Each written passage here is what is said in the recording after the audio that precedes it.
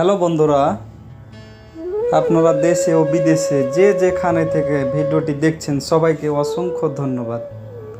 এই যে আমরা শুনি যে সৌদি আরবে তেলের খনি আছে, এই সেই তেলের খনি। বাইরে এক সাইড থেকে দেখাইতেছি, এগুলো কিন্তু বিশাল বড় হয়। তেলের খনি শুধু এটা না, এরকম অনেকগুলো আছে। আর এ ধরনের তেলের খনি থেকে তেল ওঠে না, উঠে হলো এক ধরনের লিকুইড।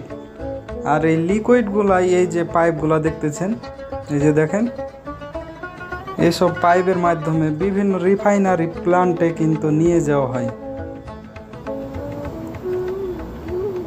ওখানে নিয়ে বিভিন্ন প্রসেসের মাধ্যমে তৈরি করা হয় gas, petrol, kerosene, diesel, fuel, Mobil.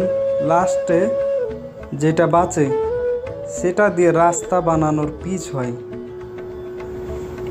যেটাকে ভিটামিন বলা হয়।